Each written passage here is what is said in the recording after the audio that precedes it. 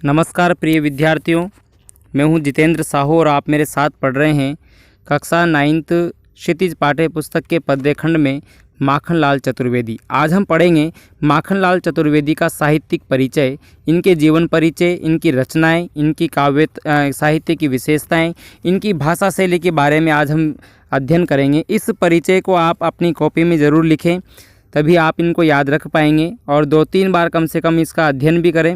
अब देखिए, सबसे पहले हम बात करते हैं माखनलाल चतुर्वेदी के जीवन परिचय के बारे में। हिंदी साहित्य में इनको एक भारतीय आत्मा के नाम से जाना जाता है। पंडित माखनलाल चतुर्वेदी का जन्म सन 1889 ईस्वी में एमपी मध्य प्रदेश के होशंगाबाद जिले में एक गांव है जिसका नाम है बाबई, उस बाबई नामक गांव में हुआ। तो एमपी होशंगाबाद जिले के बाबई नामक गांव में इनका जन्म हुआ। इन्होंने अपनी आजीविका अध्यापन से प्रारंभ किया, यानी सबसे पहले ये टीचर बने, अध्यापक बने। तत्पश्चात संपादन के क्षेत्र में सक्रिय हो गए। जो पत्रिकाओं में जो संपादक का काम करता है, उस क्षेत्र में इन्होंने कार्य किया। प्रभा नामक पत्र का संपादन करते करते वे गणेश शंकर विद्यार्थी के संपर्क में आए। चतुर्वेदी जी पर विद्यार्थी जी की देश सेवा का अत्यधिक प्रभाव पड़ा। उन्हीं दिनों उन्होंने एक भारतीय आत्मा इस उपनाम से ओजपूर्ण राष्ट्रीय कविताएं लिखी। सन 1921 और 22 में असहयोग आंदोलन के अंतर्गत कारावास गए, जेल जाना पड़ा इनको।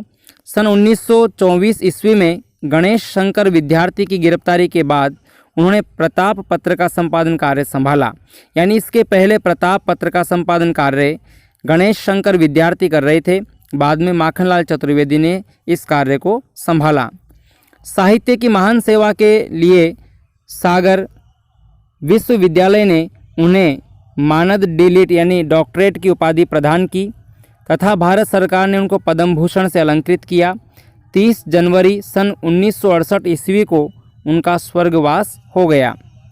ये था इनका जीवन परिचय। तो आप जान सकते हैं माखनलाल चतुर्वेदी जहाँ एक अच्छे कवि हैं, वहीं देशभक्त भी हैं और अच्छे संपादक भी रहे हैं। प्रताप एक बहुत प्रसिद्ध पत्र रहा है जिसका संपादन कार्य इन्होंने किया है गणेश शंकर विद्यार्थी के बाद। इनकी रचनाएं देखेंगे हम, इनकी कौन कौन सी रचनाएं हैं।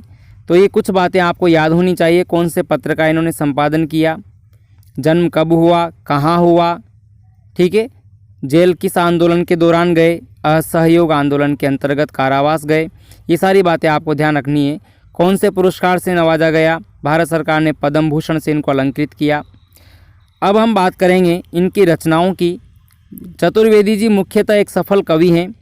हिम किरीटिनी, हिम तरंगिणी, ये इनकी रचनाएं। एक तो हिम किरीटिनी, एक है हिम तरंगिनी, युग चरण, एक है समर्पण, माता, वेणुलो गूंजे धरा आदि उनकी प्रमुख काव्य रचनाएं हैं। तो हिम किरीटिनी, हिम तरंगिनी दो तो ऐसे याद हो जाएगी। युग चरण, समर्पण, तो चरण समर्पण, ये अण की ध्वनि के कारण ये दोनों रचनाएं याद हो जाएगी, युग चरण और समर्पण। माता और वेणुलो गूंजे धरा, ये अपने आप में एक प्रभावित करने वाला शीर्षक है, वेणुलो गूंजे धरा, तो ये आसानी से याद हो जाएगी। इसके बाद वे कवि के साथ साथ एक सफल गद्यकार भी रहे हैं। आइए हम जान लेते हैं इनकी साहित्यिक विशेषताएं क्या क्या है। चतुर्वेदी जी के काव्य का मुख्य स्वर राष्ट्र भावना है। त्याग, बलिदान, प्रखर राष्ट्र भक्ति आदि उनकी राष्ट्रीयता की मुख्य विशेषताएं हैं। राष्ट्रीय आंदोलन में सक्रिय रूप से भाग लेने के कारण उनके काव्य में बलिदान की सच्चाई, निर्भीकता और संघर्ष झेलने की अदम्य भावना विद्यमान है। उनके राष्ट्र प्रेम का अर्थ किसी अन्य राष्ट्र का विरोध भी नहीं, उनमें मानवतावाद का स्वर विद्यमान है। वास्तव में उसी मानवतावाद की रक्षा करने के लिए ही राष्ट्रीयता का भाव एक सोपान बनकर आया है। उनके काव्य में स्वतंत्रता आंदोलन को अत्यधिक बल प्राप्त हुआ। उनकी कुछ प्रारंभिक रचनाएं, यानी जो उनकी जो सबसे पहले वो रचनाएं लिखते थे वो भक्ति संबंधी रचनाएं लिखते थे। बाद में फिर वो राष्ट्र चेतना, राष्ट्र जागरण, देशभक्ति की कविताएं लिखने लगे। इसके अलावा उन्होंने प्रेम और प्रकृति की कविताएं भी लिखी है। यदि हम इनकी भाषा शैली की बात करें, चतुर्वेदी जी की भाषा शुद्ध है, मानक खड़ी बोलिंदी भाषा है जिसको आज हम पढ़ रहे हैं। उसमें संस्कृत के तत्सम और तद्भव शब्दों की भी प्रमुखता है। अलंकरण की बजाय शुद्धता पर उनका ध्यान अधिक केंद्रित हुआ है। उनकी भाषा में अरबी फारसी के शब्दों के अलावा बोलचाल की भाषा के शब्दों को भी पर्याप्त भरमार है। यानी हम ये नहीं कह सकते कि पूर्णतया संस्कृत है या पूर्णतया तद्भव है। इनकी भाषा शैली बिल्कुल मिश्रित है। तत्सम, तद्भव, अरबी, फारसी आदि सभी शब्दों का इन्होंने अपनी कविताओं में इस्तेमाल किया है। उन्होंने प्रायः मुक्तक काव्य लिखा है। छंदों के क्षेत्र में उन्होंने कुछ नवीन प्रयोग किए हैं। दो छंदों के मेल से नवीन छंद का निर्माण किया है।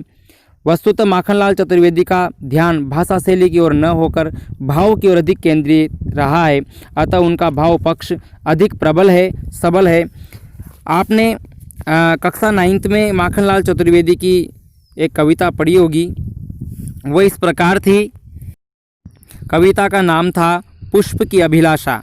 तो आपने पढ़ा था कक्षा 9th में, सॉरी आपने नहीं, जो पिछले पाठ्यक्रम था कक्षा 9th का, उसमें ये कविता थी पुष्प की अभिलाषा।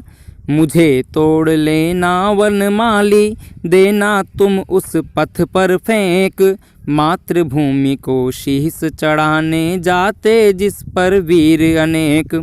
पुष्प की क्या अभिलाषा है कि हे वनमाली, मुझे तोड़कर उस रास्ते पर फेंक देना जहाँ पर मातृभूमि के लिए शीश चढ़ाने के लिए अनेक वीर जाते हैं, ताकि पुष्प ये चाहता है कि मैं न तो किसी मूर्ति पर चढ़ना चाहता हूँ, न किसी की माला का हार में पिरोना चाहता हूँ। मैं चाहता हूँ कि उस वीर के पैरों से कुचला जाऊँ जो वीर मातृभूमि के लिए शीश चढ़ाने के लिए जाता है। मैं नहीं चाहता कि किसी माला में गूथा जाऊँ, मैं नहीं चाहता कि देवों के शीश बैठकर इठलाऊं। मुझे तोड़ लेना वनमाली, देना तुम उस पथ पर फेंक, मातृभूमि को शीश चढ़ाने जाते जिस पर वीर अनेक। ऐसी राष्ट्रवादी भावना के कवि जिनको बड़े ही सम्मान के साथ साहित्य में स्थान मिला है, तो ऐसे महान कवि का जीवन और साहित्यिक परिचय हमें याद होना चाहिए। यदि आपको ये पढ़कर अच्छा लगा है तो वीडियो को लाइक ज़रूर करें। लाइक तो बनता है मित्रों। आज के लिए इतना ही, धन्यवाद। यदि आप हमारे इस चैनल पर नए हैं तो वीडियो को सब्सक्राइब करें, चैनल को सब्सक्राइब करें, ताकि आने वाली हर वीडियो सबसे पहले आप देख सकें। तो जुड़े रहिएगा हमारे साथ, हम क्रमबद्ध इसी प्रकार से पूरे पाठ्यक्रम का अध्ययन करेंगे। धन्यवाद।